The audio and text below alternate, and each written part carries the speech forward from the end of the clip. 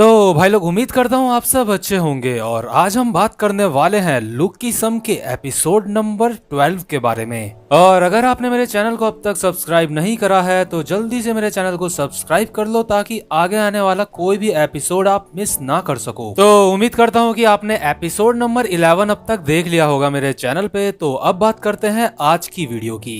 तो भाई लोग पिछले एपिसोड में हमने देखा था जो योंग ली होता है वो जैक से फाइट करने के लिए आगे बढ़ता है। तो आज के एपिसोड में हम देखते हैं योंग ली जो होता है वो हंसते हंसते जैक को कहता है हा हा हा हा, तू कमबख्त हरामी कहीं के, अब मुझे तुझे देख के बहुत ज्यादा गुस्सा आ चुका है। और जो वोंग ली होता है वो अपने हाथों से इशारा करता है जैक को और कहता है इधर आ, चिंता मत कर, मैं काटूंगा नहीं तुझे, अबे नहीं मारूंगा मैं तुझे, इधर आ, पास आ तू। और जैसे ही जैक पास आता है वैसे ही जो योंग ली होता है वो ये कहते हुए मैं नहीं मारूंगा तुझे और एक मुक्का मारता है जैक के। लेकिन जैक उस मुक्के को अपने हाथ से पकड़ लेता है। जैक अपने हाथ से उसके पंच को इतना इजीली पकड़ लेता है कि जैक का एक हाथ अपनी दूसरी जेब में होता है और उसको कोई भी दिक्कत नहीं होती है उसके मुक्के को डॉच करने में। तो जब योंग ली का पंच जैक अपने हाथों से बड़े ही आराम से पकड़ लेता है तो जो योंग ली होता है वो बहुत ज्यादा हैरान हो जाता है। लेकिन उसके बाद वो अपनी हैरानी को छुपाते हुए कहता है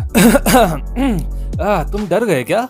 क्या मैंने तुम्हें डरा दिया? लेकिन इस बार मैं तुम्हें डराऊंगा नहीं, इस बार तुम्हारे सच में पड़ने वाला है। और अचानक से एक और पंच वो जैक की तरफ मारता है। और यार इस समय जैक के दोनों हाथ जेब में होते हैं और वो फिर भी जो योंग ली का पंच होता है उसको बड़े ही आसानी से डॉच कर लेता है। तो यार क्योंकि जो जैक होता है वो नहीं चाहता होता कि जो मीरा है जो जिसको जैक लाइक करता है उसको पता चले कि जो जैक है वो लड़ाई कर रहा है कहीं पे। इसलिए जैक कहता है हे यूई, क्या तुम मीरा के बहुत ज्यादा क्लोज हो? इसके बाद यूई कहती है क्या मीरा किम?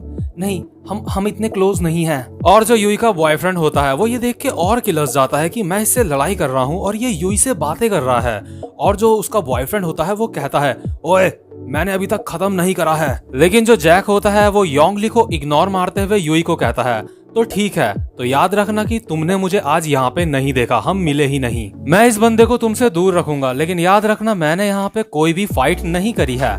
इसके बाद जैक योंग ली को कहता है तुम्हें पता है जो मर्द औरतों पे हाथ उठाता है वो असली मर्द नहीं होता है। इसके बाद योंग ली कहता है तुझे पता भी है मैं कौन हूँ। योंग ली जैक की तरफ तेजी से बढ़ता है उसके पंच मारने के लिए, लेकिन तभी जो जैक होता है वो उल्टा योंग ली के फेस पे एक पंच मारता है जिसकी वजह से उसका चश्मा भी टूट जाता है। इसके बाद जैक स्टाइल में कहता है नहीं, मुझे कोई आइडिया नहीं है कि तुम कौन हो।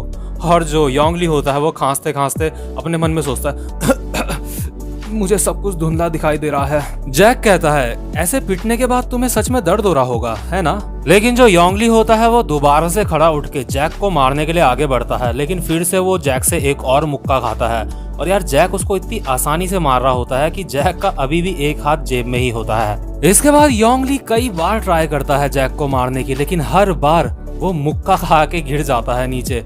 और इसके बाद जो योंग ली होता है वो अपने मन में सोचता है ये बहुत फास्ट है, आखिर ये बंदा है कौन? और जो अपना मोटा वाला ह्यूनसुक ये सब देख रहा होता है वो अपने मन में सोचता है वो ये बहुत ज्यादा फास्ट है, आखिर जब मैंने इससे फाइट करी थी तो मैं इसके हमलों से कैसे बच पाया था उस वक्त। और जो ह्यूनसुक होता है उसने ये जो जैक होता है उसकी एक टेक्निक देखी थी जिसका नाम होता है स्ट्रेट।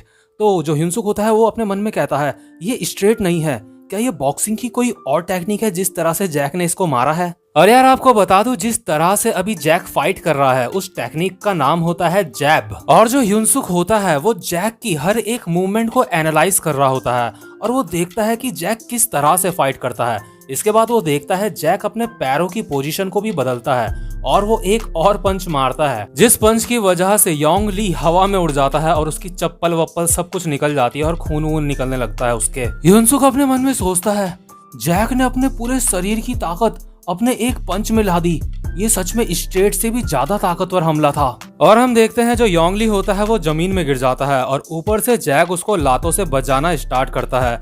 जैक कहता है चाहे वो कैसा भी बिहेव करें लेकिन किसी लड़की के ऊपर हाथ उठाना ये बहुत बुरी बात होती है। और जैक स्टाइल में कहता है तुमने तो सुना ही होगा, तुम्हें एक फूल को एक लड़की से भी नहीं मारना चाहिए। और जो पीछे ह्यूनसुक और यूई खड़ी होती है वो अपने मन में सोचते हैं शायद इसने उल्टी बोल दी है, जो मुहावरा है उसने। और जो यूई होती है वो जैक को बोल रही होती है कि शायद तुमने उल्टा बोल दिया है इसको। इसके बाद जैक पीछे पलट के कहता है, तुम एकदम चुप रहो, कुछ मत बोलो तुम। इसके बाद जो जैक होता है वो ह्यूनसुक को कहता है, मोटे वाले, तो अब हिसाब बराबर हो चुका है, लेकिन अगर तुम्हें अभी भी ऐसा लगता है कि मैंने तुम्हारे साथ कुछ ज्यादा ही नाइंसाफी करी थी तो तुम मेरे एक मुक्का मार सकते हो, लेकिन तुम ही थे जो मीरा से टकराए थे। और जो ह्यूनसुक होता है वो अपने मन में सोच रहा होता है, इसको देख के ऐसा लग रहा है जैसे ये मुझसे माफी मांगना चाहता है। इसके बाद सीन शिफ्ट होता है और हम देखते हैं वास्को को, जो अपने जिम में डंबल्स उठा रहा होता है, अपनी बॉडी बना रहा होता है।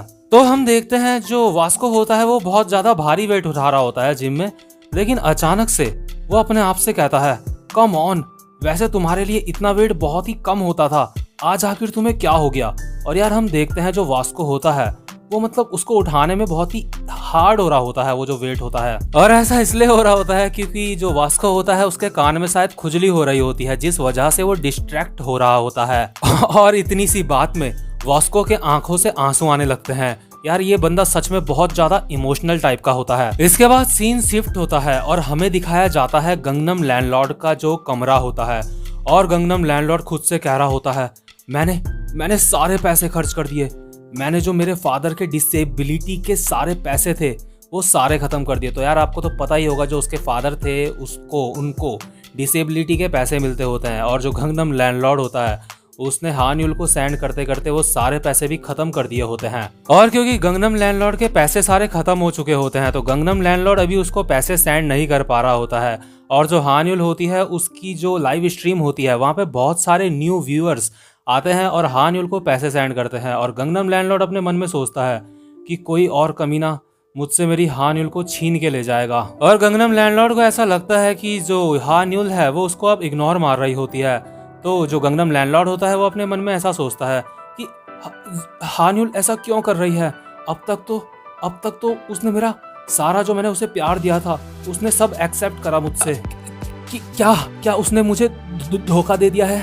लेकिन हमारे प्यार का क्या हुआ। ये लड़की भी यूई की तरह है, शायद ये उस तरह की लड़की है जो मुझ जैसे अच्छे लड़कों से पैसा लूटती है। मैं इसे कभी माफ नहीं करूंगा। आखिर जिंदगी मेरे साथ इतनी ज्यादा अनफेयर क्यों है। और ये सब जो गंगनम लैंडलॉर्ड होता है हान्यूल की लाइव स्ट्रीम देखते देखते अपने मन में सोच रहा होता है। तो जैसे ही हान्यूल अपनी लाइव स्ट्रीम खत्म करती है, इसके बाद जो गंगनम लैंडलॉर्ड होता है वो सीधा घुसता है बाथरूम में। तो अब आपको बताने की जरूरत नहीं है कि वो ऐसा क्यों करता है। और जो गंगनम लैंडलॉर्ड होता है इसके बाद वो अपने मन में सोचता है, सबसे पहले मुझे हान्यूल से मिलना होगा और उसको अपने प्यार के बारे में सब कुछ बताना होगा। इसके बाद जो गंगनम लैंडलॉर्ड होता है वो हान्यूल की एक स्क्रीनशॉट ले लेता है और उसमें उसके कमरे में हान्यूल के जो विंडो होती है उसके बाहर देखता है कि वो उस जगह पे कहाँ पे है इस वक्त हान्यूल। वो विंडो के बाहर देख के एनालाइज करने की कोशिश करता है। और यार इसके बाद जो गंगनम लैंडलॉर्ड होता है वो कुत्तों की तरह मतलब हर चीज सर्च करने लग जाता है। वो घंटों तक सर्च करने लगता है कि आखिर इस वक्त हान्यूल है कहाँ पे। वो जो हल्का फुल्का नाम होता है विंडो के बाहर जो लिखा होता है अपार्टमेंट का नाम, वो ठीक से दिखाई तो नहीं दे रहा होता है, लेकिन फिर भी उससे मिलते जुलते जितने भी दुनिया में नाम होते हैं जापान में यानी कोरिया में सॉरी, वो सारे के सारे सर्च कर लेता है। और इसके बाद गंगनम लैंडलॉर्ड को काफी सारी मिलती जुलती जगहें मिलती हैं इंटरनेट में, जो कि मतलब बहुत सारी होती हैं। इसके बाद जो गंगनम लैंडलॉर्ड होता है जिस जगह पे उसे ज्यादा शक होता है अपने मन में सोचता है कि चलो जहाँ पे मुझे ज्यादा शक है मैं वहां पे जाके चेक करता हूँ। और जो हवस का पुजारी गंगनम लैंडलॉर्ड होता है वो अपने मन में सोचता है आखिरकार अब हम मिलने वाले हैं। और यार प्यार से ये जो हान्यूल होती है उसको जोई बुलाता है और अपने मन में कहता है आखिर मैं जोई का हस्बैंड हूँ आखिरकार, तो हमें तो मिलना ही चाहिए। इसके बाद सीन शिफ्ट होता है और हम देखते हैं हान्यूल को जो अपने स्कूल से वापस आ रही होती है और अपने मन में सोच रही होती है मुझे ऐसे ही काम करते रहना चाहिए, तभी मैं यूई को पीछे छोड़ पाऊंगी।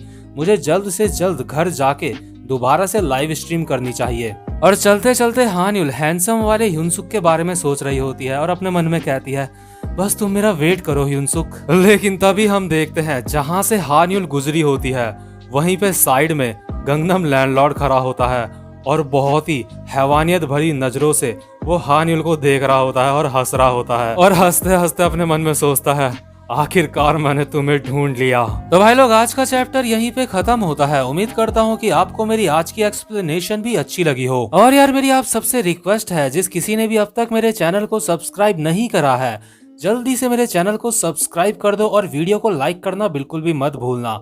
और जो चैनल है उसके बेल आइकन को भी प्रेस कर देना, ताकि आगे आने वाली वीडियोस आप मिस ना कर सको।